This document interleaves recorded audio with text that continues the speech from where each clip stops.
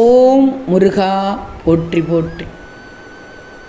என் அன்பு குழந்தையை, நாளை உன் முருகன் உன் கண்ணீருக்கு பதில் தரப்போகிறேன். ஆம் தங்கமே, நீ வாழும் வாழ்க்கை எப்போதும் உன் விருப்பப்படி வாழ அனுமதிக்காது. சூழ்நிலைக்கேற்ப அனுசரித்து வாழ பழகிக்கும். அப்பத்தான் மகிழ்ச்சியோடு வாழ்க்கை நடக்கும். ஆனால் நீ எடுக்கிற முடிவை மட்டும் சரியாக எடுத்துடு. இல்லைன்னா உன்னை சுற்றி இருப்பவர்கள் கூட அதை பாதித்துவிடும். நீ இப்போ வாழும் வாழ்க்கை எதை கற்றுத் தருகிறதோ இல்லையோ, எவ்வளவு கஷ்டங்கள் இருந்தாலும் வெளியில் சிரித்து பேச கற்றுக் கொடுத்து கொண்டிருக்கிறது. உனக்கு தோன்றும் நல்ல விஷயங்கள் எல்லாத்தையும் எல்லோரிடமும் சொல்ல நினைக்காதே. ஏன்னா இங்கு நல்லவர்கள் குறைவு, குறை கூறுபவர்கள் தான் உன்னை சுற்றி அதிகம் இருக்கிறார்கள். புரிஞ்சுக்கோ. பலவீனமானதை விட்டுவிடு. ஒரு முடிவை எடுத்த பிறகு இப்படி செய்திருக்கலாம், அப்படி செய்திருக்கலாம் என்று மற்றவர்கள் குழப்புவார்கள். அந்த இடத்திலும் நீ நிற்கக்கூடாது. உனக்கு எவ்வளவு கஷ்டமாக இருந்தாலும் அடுத்தவங்களோட மகிழ்ச்சிக்காக உன்னை நீ வருத்தி கொள்ளக்கூடாது.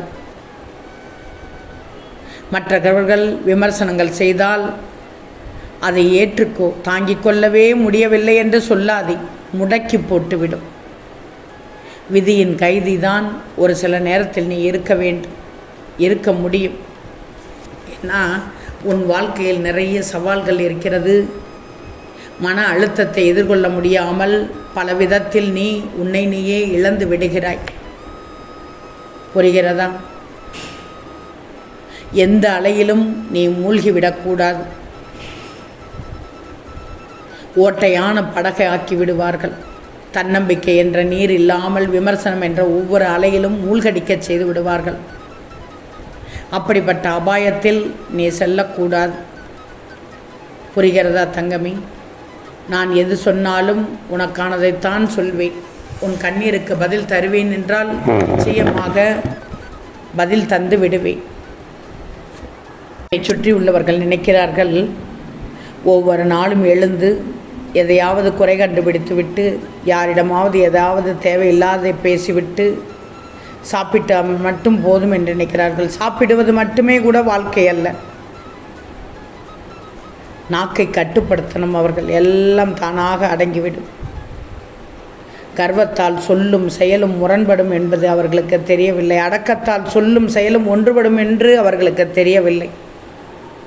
வாழ்க்கை என்னும் சத்திரத்திற்கு இந்த முருகன் நிச்சயமாக உதவுவேன். ஆனால் யாரும் இதை சொந்தமாக்க முடியாது. சத்திரத்தில் கூட சில நாள் தங்கி செல்லும் பயணிகள் கூட மனுஷர்களுக்கு வாழ்வு சில காலம் மட்டும்தான் என்று நினைக்க தோணும். எந்த ஒரு மனுஷனும் தேவையற்றவர்கள் என்று இல்லை. யாருடைய வாழ்க்கையும் பயனற்றது என்றும் இல்லை. எல்லோரும் ஏதோ ஒரு காரணத்திற்காக தான் இங்கு படைக்கப்பட்டிருக்கிறார்கள். உண்மைதானே? ஆனால் தங்கமே, உன் வாழ்க்கையை நீ மட்டுமே தான் மாற்ற முடியும். இன்றுதான் சரியான நாள்னு நீ மாற்றிக்கிறோம். இன்னைக்கு மாற்றுவோமா, நாளைக்கு மாற்றுவோமா, இல்லை நல்ல நேரம் வருமா, இது எப்போ ஏது என்று கணக்கு போடக்கூடாது. யாரையும் எதிர்பார்த்து கொள்ளக்கூடாது. என்றாவது ஒரு நாள் என்ற எண்ணம் வரும்போது அதை இன்று என்ன நீ மாற்றிக்கோ. அவ்வளவுதான். ஏன்னா நீ செய்யக்கூடிய ஒவ்வொரு சின்ன செயல் கூட நாளை உன் வாழ்க்கையை மாற்றும். நிச்சயமாக. ஒன்று தெரியுமா? மயிலிறகால் மட்டும் வருடி கொடுப்பதில்லை வாழ்க்கை. நிச்சயமாக சொல்கிறேன், மயிலிறகால் மட்டும் வருடி கொடுப்பதில்லை வாழ்க்கை. மரண அடிகளையும் கொடுக்கத்தான் செய்யும், புயல் காற்றையும் கொடுக்கத்தான் செய்யும், அவமானங்களையும் கொடுக்கத்தான் செய்யும், தோல்விகளையும் கொடுக்கத்தான் செய்யும். ஆக மாற்றங்களை ஏற்றுக்கொண்டால்தான் எதிலும் முன்னால் நிலையாக இருக்க முடியும். புரிகிறதா தங்கமி? எல்லாம் நன்மைக்காகத்தான். எது நடந்தாலும் நன்மைக்குன்னு நினச்சிக்கோ. நிறை குறை இரண்டும் கலந்ததுதான் வாழ்க்கை. நீ கோவிலுக்கு போனேன்னா புண்ணியத்தை சேர்க்க வேண்டும் என்பதில்லை. யாருக்கும் தீங்கு செய்யாமல் இருந்தாலே அந்த கோவிலில் போய் பார்த்ததுக்கு, கோவிலில் போய் சாமியை கும்பிட்டதற்கு சமம். நிறை குறை இரண்டும் கலந்துதான் வாழ்க்கை என்றாலும் நிறையை மட்டும் நினைத்தால் நீ வாழ்க்கையில் ஜெயித்து வாழ்ந்து விடலாம். அடுத்தவர்கள் போல் வசதியாக வாழ முடியவில்லை என்று நினைக்கக்கூடாது. உன் மனம் அதை நினைத்து இயங்கக்கூடாது. ஏன்னா உன்னை விட வசதி இல்லாதவர்கள் கோடான கோடி பேர் இருக்கிறார்கள் என்பதை மட்டும் ஞாபகத்தில் வச்சுக்கோ. பாவ புண்ணியம் எது என்று நினைத்தாய்? பிறப்பிற்கும் இறப்பிற்கும் இடையில் நீ செய்யும் பாவ புண்ணியம் மட்டுமே மிஞ்சும். உன்னுடன் கடைசி வரை வருவதும் இதுதான், இது மட்டும்தான். நேர்மையாக இருந்து என்ன சாதித்தோம் என்று மட்டும் நினைக்காதே. நேர்மையாக இருப்பதே ஒரு சாதனை தான். இதில் நீ நினைப்பாய், எல்லோரும் தப்பு செய்து கொண்டே இருக்கிறார்கள்.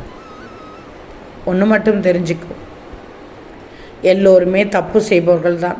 ஆனால் அந்த தப்பு செய்தவர்களில் மன்னிப்பு தேடுபவர்களும் இருக்கிறார்கள், மன்னிப்பு கேட்கிறவர்களும் இருக்கிறார்கள். மற்றவர்களுக்கு நீ கஷ்டத்தை மட்டும் கொடுத்து விடக்கூடாது, ஞாபகத்தில் வச்சுக்கோ. அப்படி நினைத்தால் உனக்கான துன்பத்தை இப்போதே நீ விதைத்து விட்டாய் என்று. பிறந்த பிறகு நல்ல முகம் வாங்குவது உன் கையில் இல்லை, ஆனால் இறப்பதற்குள் நல்ல பெயர் வாங்குவது உன் கையில் தான் உள்ளது. யார் கண்ணீரையும் நீ துடைக்க வேண்டாம். யார் கண்ணீருக்கும் நீ காரணமில்லாமல் இருந்தாலே போதும். அதுவே பெரும் புண்ணியம். புரியும் என்று நினைக்கிறேன். புரியவில்லை என்றால் திரும்பவும் கேட்டுப்பார், உனக்குள்ளதாகிவிடும். உனக்கான பதிவு தான் இது. கேட்டு சந்தோஷமாக தூங்கு. நாளை உன் கண்ணீருக்கு பதில் கொடுத்து விடுவேன். நம்பணும், எல்லாம் ஒரு நாள் மாறும் மாறும் என்று சொன்னேன் அல்லவா?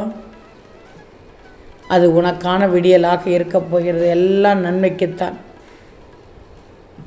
சாதாரண விஷயத்தை கூட நீ நினச்சிக்கிட்டே இருந்தேன்னா அதுதான் உன் வாழ்க்கையின் மிகப்பெரிய பிரச்சனையாக மனதில் இருக்கும். கஷ்டமான சூழ்நிலையில் மனதில் நிதானத்தை மட்டும் நீ வலுவாக நினச்சிக்கிட்டேன்னா உனக்கு மட்டுமல்ல, இது மூலம் அனைவருக்கும் உனக்கு நன்மை கிடைக்கச் செய்வேன். அந்த சோம்பல் ஒவ்வொரு வாய்ப்பிலும் அதில் உள்ள கஷ்டங்களை மட்டும் பார்க்க முடியும். ஆனால் உழைக்கும் ஆட்கள் ஒவ்வொரு கஷ்டத்திலும் அதில் உள்ள பயன்களை மட்டும் பார்ப்பார்கள். ஆக சோதனை, வேதனை, சாதனை இந்த மூன்றும் முருகன் கொடுக்கும்போது நீயும் பொறுமை, நம்பிக்கை, இறைபக்தி இவைகளை நிச்சயமாக பெற்றிருப்பாய்.